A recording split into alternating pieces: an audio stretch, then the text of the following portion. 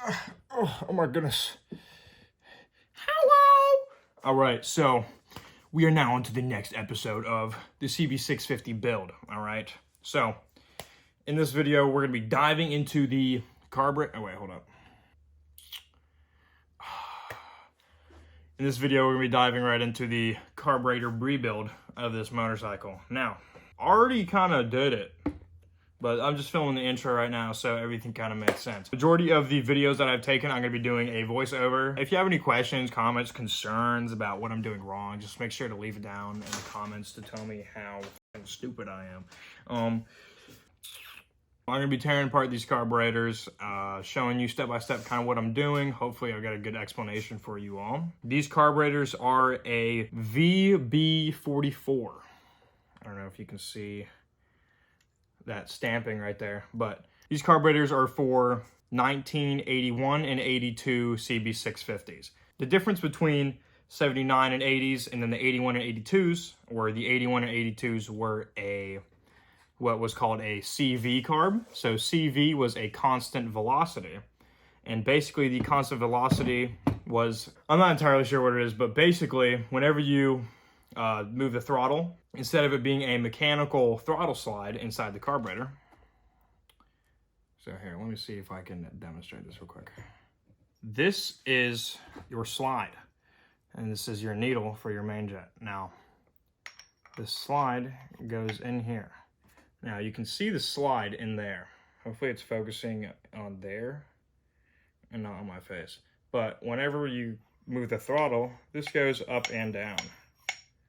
Now, for the CV carbs, this is vacuum actuated. For the mechanical carbs, it's just mechanical. It's all on a shaft and they all move simultaneously. Now, for the CV carbs, it's vacuum actuated. It's a little bit different. And of course, they're more difficult to deal with because, you know, Honda engineering. So, going to be rejetting these carburetors. Actually, I'm going to be running velocity stacks on them because couldn't find anything that would clearance these carburetors. Oh, come off. Anyways, stock jetting size is, I believe, 118 mains and 35 idles. Going to be jumping it up to a 38 idle and a 125 main. Hopefully that'll work well enough for the improved airflow. But yeah, let's jump right into this build. Alright, so what I'm doing first here is taking the screws out for the float bowl using a Phillips screwdriver. You can see the previous owner used silicone on the gasket. Not supposed to do that. Next, we're going to remove the pin for the float using an Allen key. Then we're going to remove the main jet along with the air screw, both using a flathead screwdriver. Note to pick up that little spring for the air screw when you remove it. Gonna go ahead and do the exact same thing on the other side. Just repeat the process, pull the bowl off, remove the pin, take the jet out and the air screw.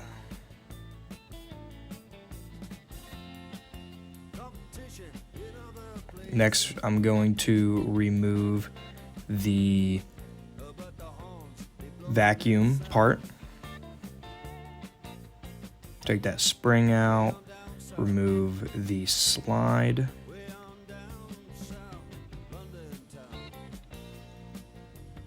There's a circular kind of solid gasket that we're going to unscrew that little portion, take that black plastic piece out.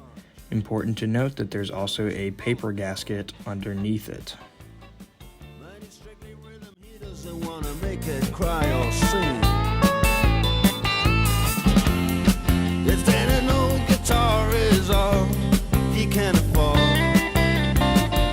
When he gets up under the lights to play his thing.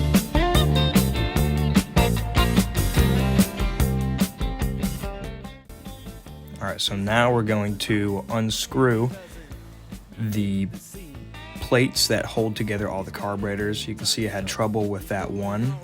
Ended up going back and using vice grips on them because I couldn't get them off with just a regular Phillips. Unscrewed that, taking it off, moving on to the other plate.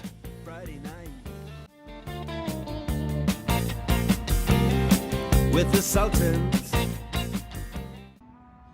All right, so this is where things get interesting. I've just now removed both of the plates that hold everything together. So this is gonna separate in the middle somehow or another. Note that this in here, that goes right in there, that's gonna come apart there. And then you got this little clip that goes around right here. Just separated that. And then now we're hung up by the O-rings for that middle carb piece. All right, so there we go. Now we have our two main sets of carburetors. These O-rings are messed up. That's probably why I was leaking.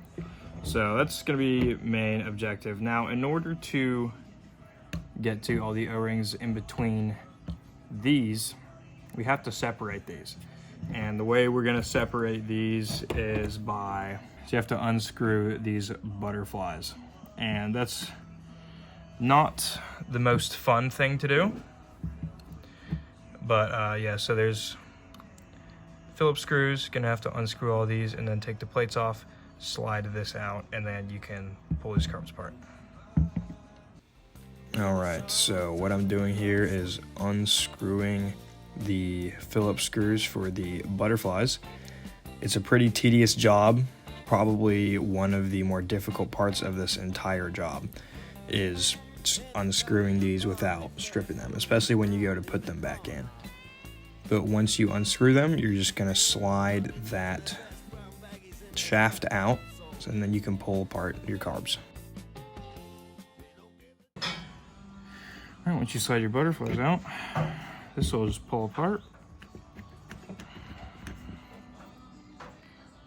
Also note that your throttle butterflies are connected right there. This slides in right here in between those two washers.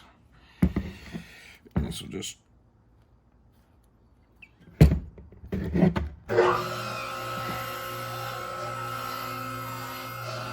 pull apart. It'll pull apart just like that. This spring is for that throttle linkage right here that I was talking about. This goes in between your butterflies. Okay, and you're gonna take out all of your passageways. And then I'm gonna take these carburetors, dunk them in some carb cleaner. It ain't what they call rock and roll. And the Sultans, yeah, the Sultans, they play Creole. Creole.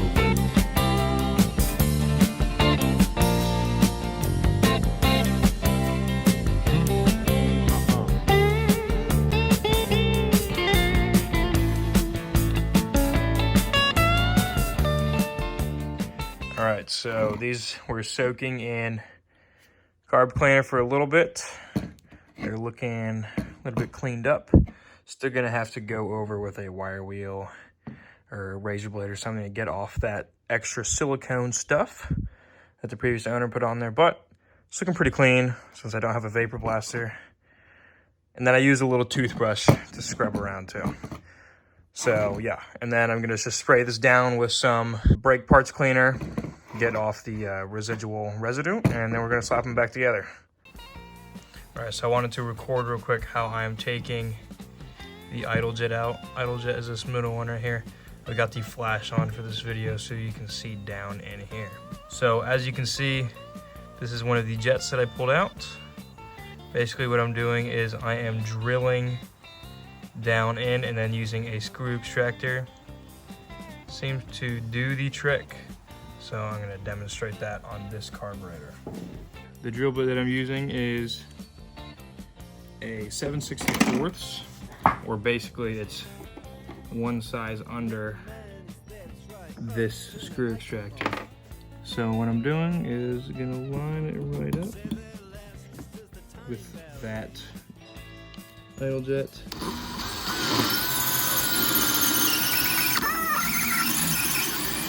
not going to screw down too far. Put it in there. There we go. Use a tapping device of some kind. Clamp on there. Start twisting it. It's come pretty easy and free.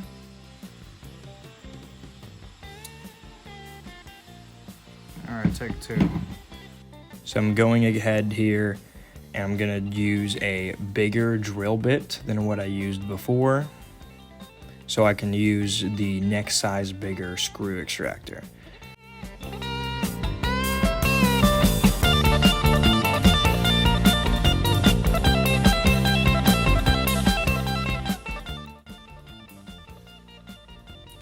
And just like that, we have pulled out our jet. All right, so I did some assembly off camera, but let me do a quick dive on things you need to pay attention while doing. So when you're putting together your carburetors for your throttle linkages, so the main part is this choke assembly. This is probably the hardest part to get it linked together. Take lots of pictures whenever you take this apart to figure out where it goes. Main thing to note is where the springs go. So spring hooks right there. You have to wrap it around once, and then it links right here in this cutout. And then everything goes back together pretty straightforward. It's kind of just reverse process of what you did to take it apart. You get a shiver in the dark, it's raining in the park, but meantime, sound of the river, you stop and you hold everything. A band is blowing Dixie, double fall time. Alright, when you hear the music ring.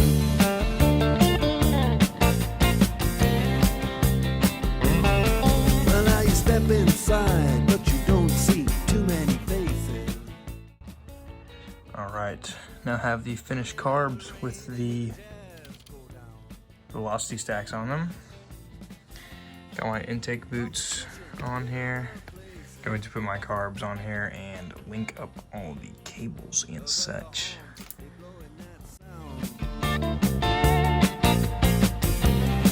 Way on down south,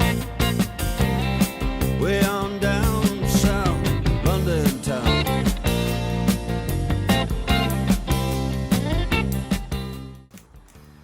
And just like that, we have the carbs on the bike. Now we're gonna go ahead and put our battery back in. Give it a little test fire. Hook up some gas to the main line. We'll see if it runs.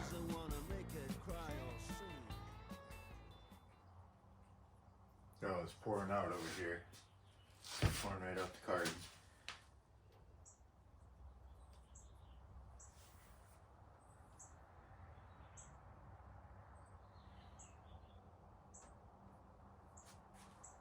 That's not good.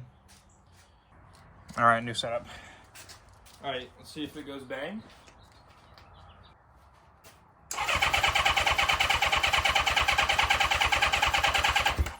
Oh, there's the fire.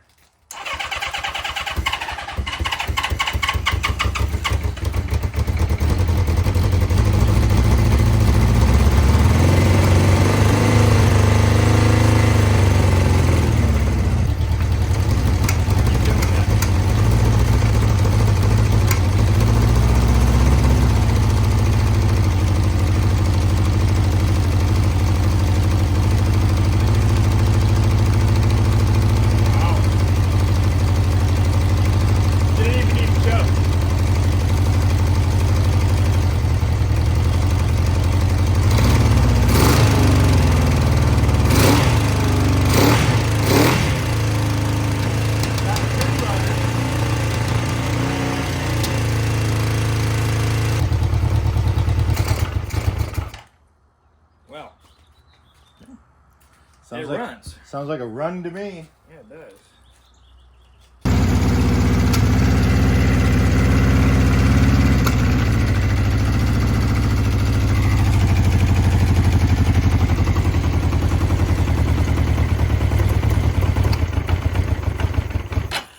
Oh man, I killed it. So, the bike now runs, theoretically.